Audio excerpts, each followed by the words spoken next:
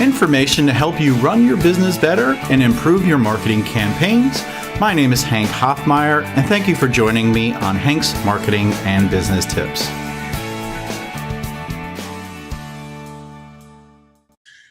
Today I have Diana Needham with me. She is with Needham Business Consulting here locally in the Raleigh area. She's known as the Book Shepherd. I met her at a LinkedIn Live event, which is where people that are on LinkedIn that know someone that's in the group get invited to this event, and we meet in person and actually network. There's no sales component of this meeting. It's actually just getting to know some awesome people.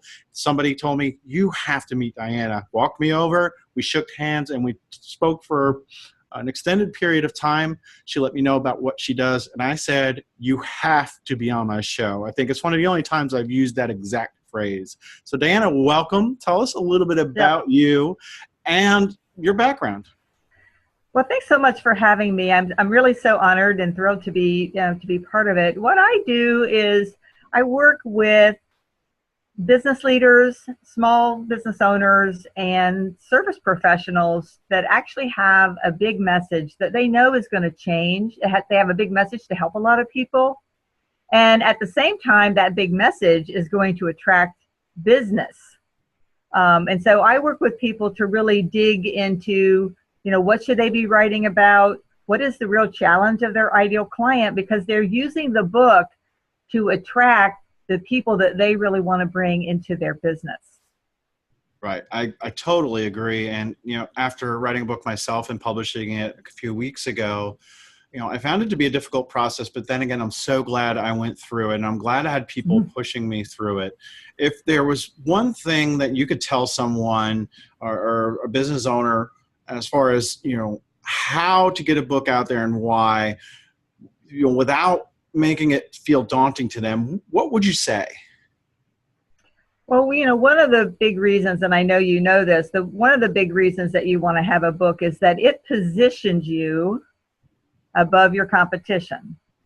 So if we just think about how we personally feel when we go to an event or we hear somebody from the stage, we meet somebody and they are a published author, our whole perception of that person changes because they have done something that out of maybe 100 people that say they want to write a book, maybe 2 have actually done. And so if you are a successful small business owner and you want to stand out above your competition, just think about the fact that most of your competitors may not have even written an effective article, let alone a book that positions them above the competition and allows them to attract just the right clients into their business. So, one of the things that is really important as we start thinking about writing a book is what's the biggest challenge that my ideal client has? Because if you're using this book to bring in business, you want to attract that person that you love to work with. What is their biggest challenge? And what is your solution? What is your process? What do you take people through so that you're using it, in essence, you're using it as your $4 business card. Right. I do that all the time when I'm speaking. I have to open up, tell a great story, get people interested. Then I'm going to come up with either a challenge or a challenging situation. Then what I need to do is thread it through my conversation. So that would be like your chapters in your book. Then at the end, you have to conclude and wrap things up and then remind them of what the challenge is and get them excited to do that. Writing a book is no different. Right. It's exactly right. And what I tell my author clients is that your last chapter is not the conclusion, because the conclusion means this is the end. Right. Right. Really, your last chapter should be next success steps. What do you want the reader to do now? Do you want them to call you? Do you want to give them a special gift? Do you want them to come to your website and opt in? What do you want them to do now that they've consumed your content? Right. Because if you don't move your readers from your book to your email list, and I'm talking to the email guy here, if you don't move your readers to your email list, then you'll never have an opportunity to nurture those relationships. Right. And it won't lead to anything. So part of what I do in the very beginning of my conversations is really help people with the marketing strategy behind the book.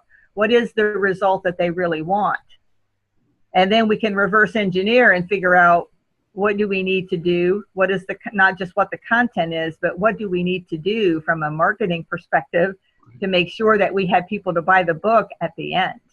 Yeah, there's no better time than now to use a book as a lead generation tool, because everybody has a cell phone or computer, or with ebooks, you can put the links into the ebook to go back to a website and obtain a resource in turn for an email address or something like that. Years ago, that was not the case. It was all print material, and websites might not have been that popular. People would have to type it out and then go to their computer and do, and remember to do it. Where this day and age, it's so easy to be able to say, go to hankhoffmeier.com/book, and here's some resources, and if you give me your email address, I'll give you this ton of information.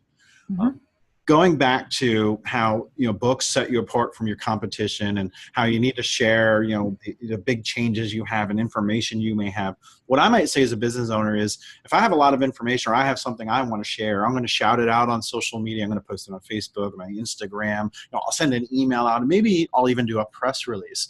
How do you think a book is going to be more powerful than that? I think I know what you're going to say, but I want to make sure that the audience understands that there is this hidden value of books. Yeah, that's a great question. And here's the thing.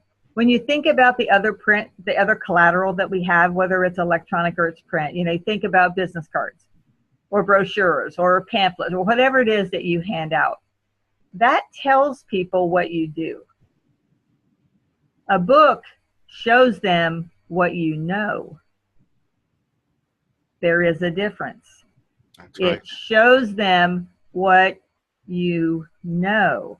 It is an expanded version of explaining your approach, your methodology, your values, your process, the results that you get for clients. You weave in stories, you weave in case studies, you use statistics. And it's a way of showing them what you know. It's in essence a body of knowledge of what you bring to the table for them. So that's the big difference in my mind.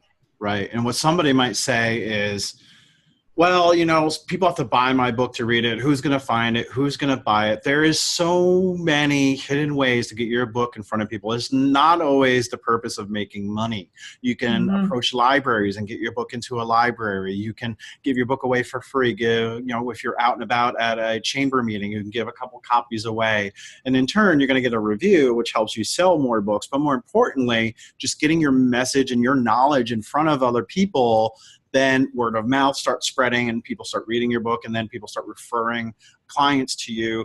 There is that hidden opportunity of spreading that knowledge in your name out and about. And I just touched the surface probably, and you probably know that. And this is from me reading a little bit and speaking with you in short about how to get your book in front of people.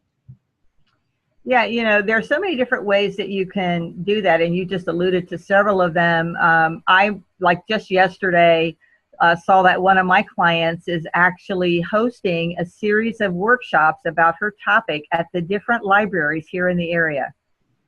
So she's, in essence, making a library tour where she is standing in front of a live audience talking about the topic of her book. And, of course, she'll have her books there and available. She's also done several book signings, like live book signings, like indie bookstores here in the area. We have several of them that are very open to hosting local authors. When you go to events, when you go to conferences as a participant, as you meet people that would be great referral partners for you, for example. You might say, just it was so great to meet you, and they may have said something to you that's like, I'm confused about email marketing. You say, you know what, I just published my book, and it actually is full of great tips. Could I give that to you as a gift? Right? Could I give that to you as a gift? And, whether you have it where if you ask them, here's another tip, if you want to mail it to them, get their snail mail address. You say, I'd be happy to autograph a copy and send it to you as soon as I get home.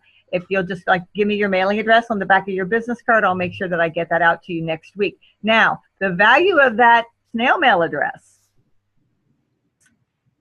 is much higher than just having an email address. Right. I agree. And last week, that's what I was doing. I was actually signing some copies and mailing them out to some people that either asked or that I made sure that I needed to get it in their hands.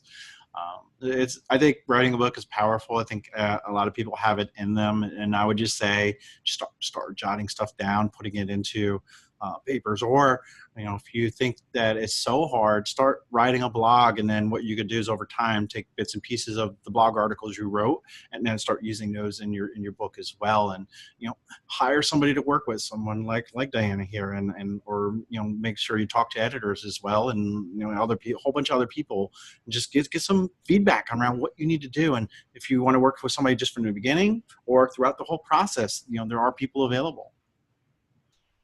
Yeah, there are a lot of resources available, and one of the things that you want to make sure that you do is you want most of the people I work with are self-publishing because it's their first book, and speed is of the essence. Speed of getting this message out is important, and so it's important that your book not look self-published. You know what I mean? So you want to really have an eye-catching cover that's going to speak to your ideal reader. You want to make sure that it's laid out the right way. You have to have an editor. None of us can edit our own stuff. No matter how well we think we write, we cannot edit our own stuff. So you need a team, and because your name's attached to it. Right. You want to give away something or sell something that's of value. If you're a speaker, especially, you want to have something to sell at the back of the room. You want people to leave. If you've motivated them or educated them in your talk, you want them to leave with a piece of you, right, that has a call to action inside. And I've been on both sides of the fence. I put together a guide for service-based companies, and it tells them how to set up and use social media and how to advertise on social media. And I did it myself, and I had a lot more pictures than there are words, and I went through, and the grammar wasn't that great, and I self-published, and I made my own cover, and you can tell that. My second book, which just came out, I used, a cover designer, I used a professional editor, a proofreader, and also a professional layout artist. Just going through that process, I see, there's a phrase I learned from Lori Bruins, a friend of mine. She said, do what you do best and delegate the rest. You do not need to try to do all these things, even though on Amazon, they'll give you tools to make a book. They'll give you tools to do editing. But if that's not what you're good at or what your passion is, let somebody else do that. Pay a little bit of money up front because, like you said, it's going to make you look professional, and having that upper hand on your competitors and looking professional is key. Yep, absolutely. So it is a team effort. And for the people that I work with, I always start with the marketing strategy. What is driving you to write this book? There's something inside here. You're not, you're writing it because you have this big message that is going to help people. And it just so happens that it's what you do in your business because you're going to use it to attract people into your business. Right. But this whole foundation of, who is your ideal client? And what is the biggest problem that they have? And what's the end result that you want? So always start with the strategy. Otherwise, one of the biggest mistakes that people make is that we get all fired up and we start writing. And then somehow, by some miracle, we get to the other end. And then we look up and go, what am I supposed to do now? Like, where's my audience? When actually you should have been figuring that out at the very beginning. Right. But then again, if it's more of a personal project for you and maybe you don't want to do it for business, go out there and just put your knowledge and your words and your passions on paper and see what comes of it. And yep. A good editor can help you formulate yep. it, what it needs to be. Don't let writer's block or just because you think you're not a good writer stop you. Go ahead and just keep doing that and you'll refine it over time. I'm still not the best content writer, and I have editors that help me do things, and especially with social media every now and then too. But what I'm good at, and I always say this, I'm good at vomiting on paper, but somebody else is really good at cleaning it up for me. It's my ideas, it's my knowledge, and it's very important, but I might not be able to present it in the best fashion where I have people that help me do that. But at some point, if I keep practicing, I'll be able to do it a lot better. Yep. I tell people that your job is to get your first crappy draft written. And people kind of chuckle, you kind of think, well, I don't want to offend anybody by calling their first draft crappy, but the truth is, for all of us, the first draft is going to be crappy. And your job is to get the content out of your head and out of your heart onto a piece of paper. That's so right. That other people can help you, as you just said, refine it and polish it and edit it and maybe move some paragraphs around and add some different stories and some illustrations, whatever you need to do. But nobody can help you until that first crappy draft is on a piece of paper. That's right. And with mine, I didn't think mine was so crappy, but then I got it back from my editor and there were so many red marks on it that, I realized, yeah, it was crap. Well, you know what? We just don't see, and we don't know what we don't know. And editors are trained. Right. They're trained professionals that know how a book needs to flow and how it needs to be written. So and they have a special talent. Well, and the other thing, and I know you know this too, is, and one of the things I help my clients with is what questions to ask to find the right editor. Because your relationship with your editor, it needs to be one of trust, right? I mean, you need to trust the editor that when she says to you, do you realize that you said the same concept 3 times in this book? And it rightfully belongs in chapter 3. And oh, by the way, it needs to be totally rewritten. That's okay, right? Because you know that she's trying to, she has your best interest at heart. She wants the book to be the best that it can be so that it positions you. And so, that relationship has to be one of trust both ways. That's right. Yeah. And I learned that early on, and a lot of stuff in my book got moved around. I had parts in it, which I didn't think there was parts, but there ended up being 4 parts actually. And it's a great process. And just to kind of recap, if you have a lot of knowledge or information, or even just a passion for what you do, I think you need to write, even if it's like a novella, a small book, or an airplane book, a little bit of a larger book, or a full-blown book. You need to go ahead and start putting that pen to paper, or starting to get those keyboards going, because at some point, if you just keep going and start creating the content, it'll be a book at some point. And there's people like Diana out there that can actually help you, inspire you, assist you, and give you the confidence you need to make sure that you're going to stand out from the crowd, and not only stand out from your competitors, but have this unique sense of accomplishment. Because when you get finished writing that book, you could say, I'm a published author. I have a book out there. And one thing I know, I said, going through the editorial and layout process, I said, I'll never write a book again. Now that I'm done and I want to write another book. So I think it's like a disease. I think there's actually a name for it, but I don't know what it is. But it's like this thing. It's, you go through hatred of like, why did I write that book? It took me so much time, and now there's so much pain going through the editing. And then you get done and you're just like, I want to have another book. I want to write another one. Yeah, then the other thing, and I know you know this too, is that the person that changes the most of this process is the author. That's right. Because as you're writing, you're clarifying your thoughts, you're clarifying the process. You put so much of your heart and your soul into this that you come out the other end a different person. One of the things that you mentioned earlier was about confidence, and in my experience working with authors, there's at least one time in the process, and sometimes multiple times, when there's a total breakdown.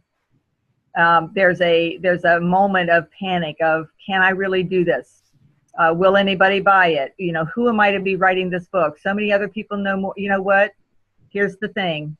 We all come to the table with clients as the accumulation of all of our knowledge, all of our experience, all of our training, all of our programs, all of the mistakes that we made.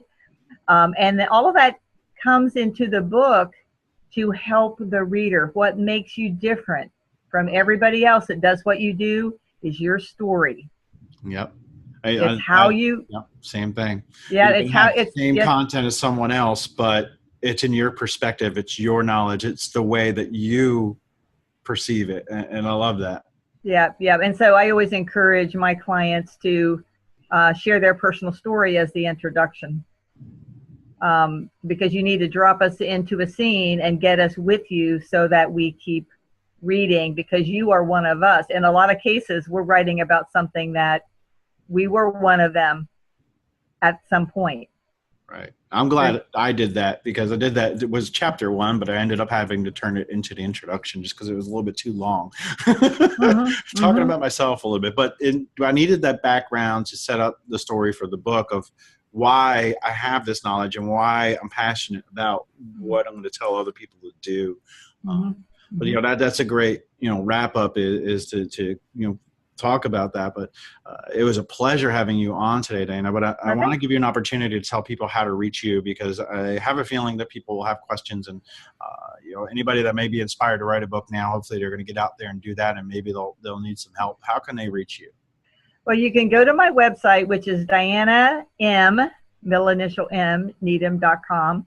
And there you'll find blog posts. You'll find an opportunity to get a special report that really helps you answer some of those questions that I talked about a little bit earlier. Those key questions that, in my opinion, every author should answer at the beginning. There's some key questions, and those are available on my website. You can also find me on Facebook. I am known as the Book Shepherd. Primarily, that came from a client, actually, because I'm all about nurturing and guiding and helping the author navigate this process across self-publishing, which if you try to figure it out by yourself without any guidance, it can be a little bit daunting. Or treacherous. I agree. I'll put links in the show notes as well so people can find you. The Book Shepherd has been here, and she's encouraging you to write a book, and I know she's going to keep encouraging me to write my second one, which I haven't started yet. But if you want to listen to previous episodes of the show, head over to hankhoffmeier.com/Alexa. From there, you can subscribe on iTunes, Google Play, and many other platforms. It's also on YouTube. And again, I'm still letting people know, if you want to try eye contact for your email marketing needs, go to eyecontact.com, sign up for a free trial. And if you like the platform, use code HMBT for a $30 credit on your account. That wraps up today's episode, and we'll see you next week. All right. Thanks for having me today. No problem. It was very enjoyable. Thank you very much for being on.